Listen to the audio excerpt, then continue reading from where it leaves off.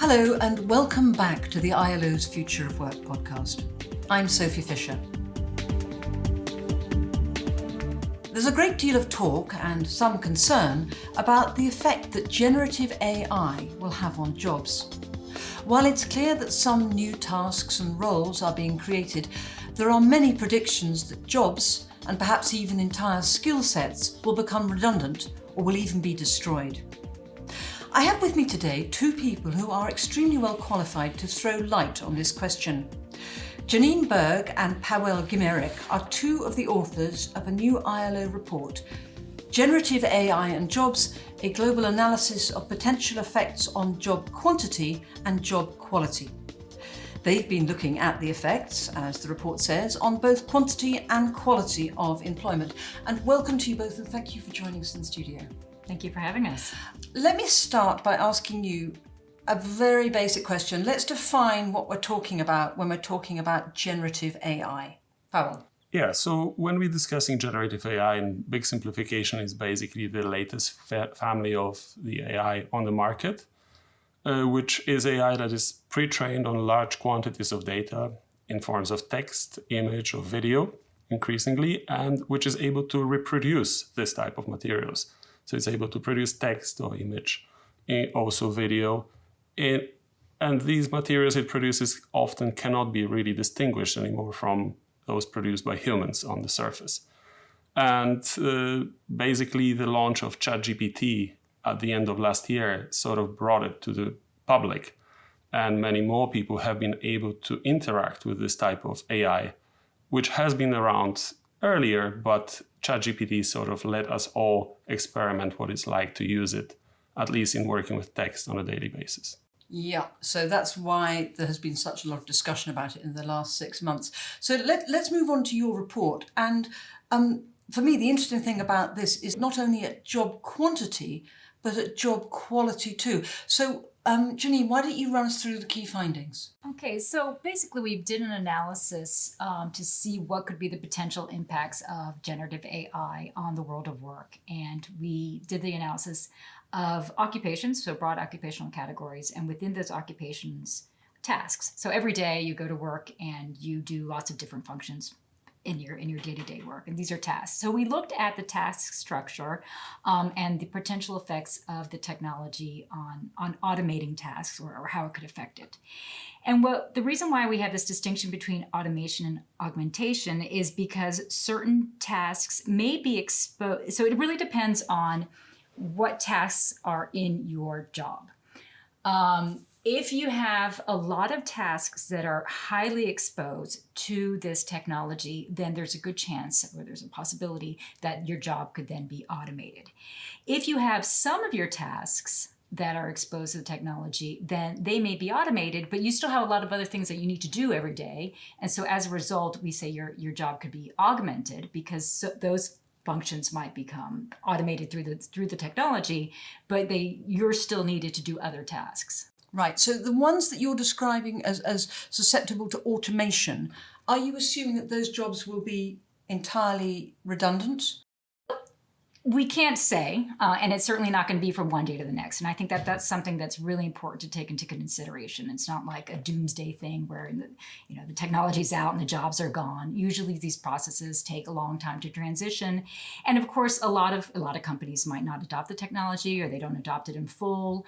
We also do a global analysis here. So there are lower income countries that might not be able to incorporate the technology. So there's a lot of caveats. So our numbers are about the potential exposure, which is really important to consider. And then what we find is like, yes, there are some categories of jobs that have the potential to be completely automated, but the far majority of jobs are augmented. Right. So which categories of jobs did you find were most likely to be affected? So mainly, overwhelmingly, it's clerical support workers. So there's 10 broad occupational categories. So people such as, professionals, managers, service and sales workers, technicians, associate professionals, all of these people have about 1/4 of the tasks that they do that are exposed, but that means that they will be augmented. Whereas with clerical support workers, we find that they have a high level exposure in the sense of 25% of their tasks are highly exposed, almost 60% of their tasks are medium exposed. So there's a very high probability then that there's this potential for automation in their occupations. And when you're talking about clerical workers, are you talking about people doing admin type work, or does that also trickle up to people doing sort of accountancy and things like that, people with a slightly higher skill set? So it's mainly admin work. It includes, let's say, customer service, call center work. It could be hotel receptions, and I think hotel receptions is a good example of the limitations as well. But people who have higher skills, so if you think of some certain basic level accountancy, certainly, but if you think of other accountants function, and let's say you're also a tax expert, that expertise would still be needed. And so you would be using this technology, but the potential for your occupation to continue is very high. One of the things you point out in this report, which caught my eye, was that a lot of these clerical jobs are primarily held by women. So is what you're saying that the effect of generative AI is not equally distributed between men and women? Yeah, that pretty much has to do very much with the way that men and women are represented in those different jobs. And those clerical jobs that came up on top of highly exposed job categories are largely overrepresented in many countries by women when it comes to the employment share. So basically, when we separate the share of male and female employment in those jobs, what we see is that the share of female employment in this category that with high potential exposure to automation is more than 2 times higher than the male share of such jobs.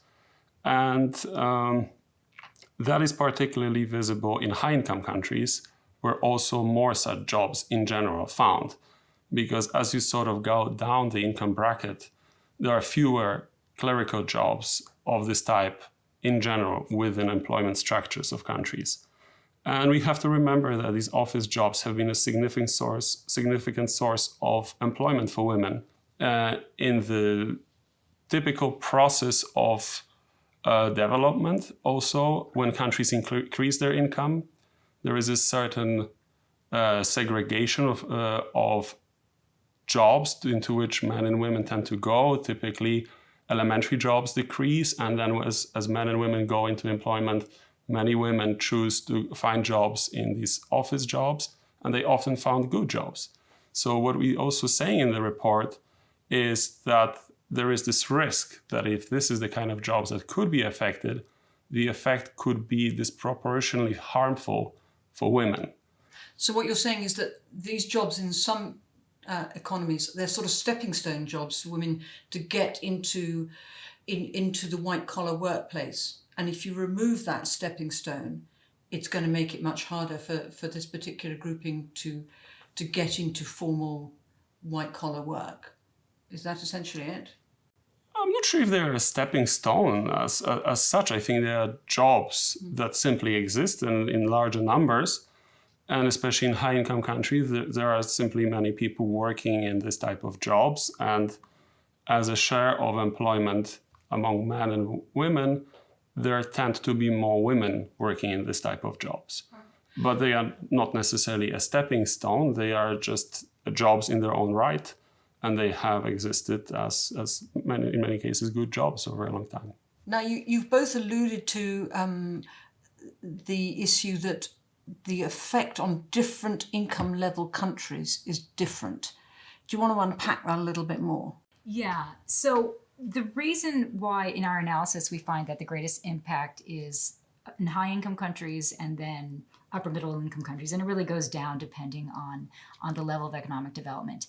And the primary reason for this is really because of the economic structure of countries. So countries at lower levels of economic development have a much higher share of employment in agriculture.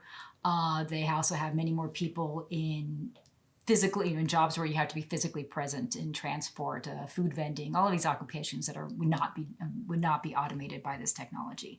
So that's one reason. But the other reason, of course, is that there's also important digital divides. There's a lot of much less access to internet. Even electricity can be a source of problem. Also problems with digital skills. So as a result, you just don't have as many jobs in these countries that have the potential to be affected by the technology. And even if they do have the potential to be affected just because of the occupation in itself, the chances that technology will be incorporated are much less, also because the cost of labor is lower. But in terms of just looking at the numbers with the exposure, for example, with respect to automation, we find that in high-income countries, it could be potentially 5% of employment, whereas in low-income countries, it's less than 0.5% of employment. So it's a real big difference. For augmentation, on the other hand, the potential benefits of augmentation are almost similar. I mean, it's a little bit lower in low-income countries, but it's still very high. So 10% compared to 13% in high-income countries. But then there again, the problem is, if you don't have the access to the technology, if it can't be incorporated into the world of work, then the potential productivity benefits of this technology won't be realized by these countries. Yeah, you're going to widen, as you just referred to, the digital divide between the haves and the have-nots. Exactly. Okay, and I also want to drill down a little bit more into what you were saying about augmentation, because, it sounds good. I don't have to do the boring, tedious bits of my job, and I can focus on the bits of my job where I can add value. But augmentation, it can, if your boss is an algorithm or your boss is AI, doesn't this also not take away some of workers' agency, some of workers' voice, and actually diminish the quality of the job? Do you both want to chip in on that one? Yeah, sure. I mean, of course, there is that risk. I mean, the question of the impact of algorithms on the quality of work is not something that just appeared with the emergence of these large language models or generative AI. That's something that we have been discussing at the ILO for a long time, and what you referred to is part of it. But what we see looking at the tasks that belong to different occupations is a certain risk that, let's imagine a job of a call center worker or someone who has to do with customer services. And if now this type of generative AI is able to respond to some of the easier questions, to deal with queries that are easy to automate, that person might start receiving much more difficult questions. And if the performance framework on which they are evaluated, for example, how much time they spend on a task and how well they deal with it, is not adjusted, that's one part of a problem, because you basically change the landscape without adjusting the way you look at a certain occupation. The other part, of course, is the question of stress that generates and pressure. Imagine that as a technical support, you suddenly start getting only angry customers and difficult questions. That's not the same as having a mix of that. And I think we all in our daily jobs have sort of easier tasks and difficult tasks. So while this example of a call center worker helps to illustrate, let's imagine that in our daily jobs, it happens the same. All the easier tasks get automated or are supported by a chatbot that is pre-trained on a lot of knowledge that we had produced, and suddenly we are only faced with the more difficult tasks. That's not an innocent change, and that's something that requires quite a lot of attention. Janine, do you think there has been much appreciation yet of this potential effect on job quality? No, I mean, the overwhelming emphasis has really been on, the potential for job disruption and fears about the end of work. But I think what the paper really shows is that there are a lot of jobs that are going to be affected by this technology. And that could be good and that could be bad. And it really depends on the design of the technology, how it's integrated in the work environment. Do workers have a say on the design, on its integration? Is there a feedback process? All of these issues really affect day-to-day experience at the workplace. And so they affect people's working conditions. And I think there hasn't been as much emphasis on this as there should be, but I think that's starting to change. So what do you think are the key takeaways that you would highlight to policymakers from your paper? What do you think they should be thinking about? I mean, there's quite a few policy messages that come out from the paper related to this topic. In specifically, I think the importance of workers' voice is central, both on technological design and technological incorporation at the workplace, but also processes. You don't want to be, there are some areas where you don't want AI to be determining people's dismissal or people's pay. You need to have a human in command, and so there is definitely needed some sort of policy intention on those issues. Also on dispute resolution, about having humans involved. I think all of that is really, really important. But of course, there's also policy issues that relate to the transitions in the labor market, because you know that some people might be losing their jobs. And so you have to have income support mechanisms in place, job training, skill systems in place, protecting workers during this transition. There's quite a few issues that policymakers need to be aware of. And of course, the gendered issue that we talked about earlier on, the fact that the impact on different genders and indeed on different country income groups is going to be significantly different. I mean, do you think people are starting to appreciate that? Or are they still focusing too much on trying to regulate the AI itself rather than regulate its impact on the world of work? Right. I mean, most of the discussion about the regulation of AI, and it's still incipient in most parts of the world, really has been focused about AI in general. And so there hasn't been enough attention on the world of work. And I would say there hasn't really been enough attention to on just, having systems of social protection in place and systems of job training in place that can help workers during all the different transitions that they face in the labor market. So yeah, this is something that we make a call for policymakers to be aware of. So what is your next stage of your research? You're going to keep going on this, I assume. There's plenty more to do, yeah? There's plenty to do, and of course we have plans, we have ongoing things happening already in terms of research. So one of the things we're looking at is basically the bias of these tools and understanding a little bit more how that can affect their integration into the world of work. Because we are basically dealing with a situation in which the AI has left sort of the lab and is now integrating and is being used by the public, and we are seeing that it's now increasingly possible to design bespoke products on the basis of this technology, and they are increasingly being integrated into the professional context. So we really have to understand much more the bias that's in those systems and how that could affect if they are integrated into the world of work. But also, because it reflects the biases with which it has been programmed. Yes, that's the known thing about algorithms, but we don't know exactly how and where, and that of course depends on when the model was trained, what type of data it was trained on, which model, and so on. So we're trying to understand that a bit. We also are very keen to work more on country-level studies, sort of to unpack this global assessment that we've done here into country-level reality. And we also looking at the new jobs created. That is an area where we would like to develop some work, which is understanding basically how much work is involved behind the scenes in training of those models. We know that this is an important issue also for policymakers to focus on, because these jobs are often not visible, but training these models requires a huge amount of work.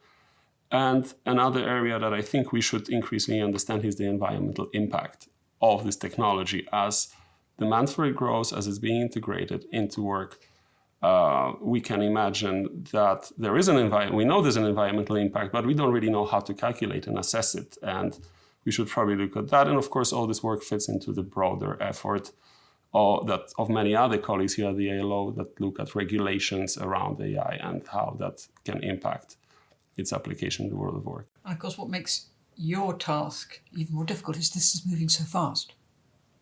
I mean, we do a lot of research in the ILO, but in a lot of those other areas, the rate of change is slower. But here, I mean, it must be just very difficult to keep up. I mean, there's certainly literature coming out every day on the topics that one needs to be on top of.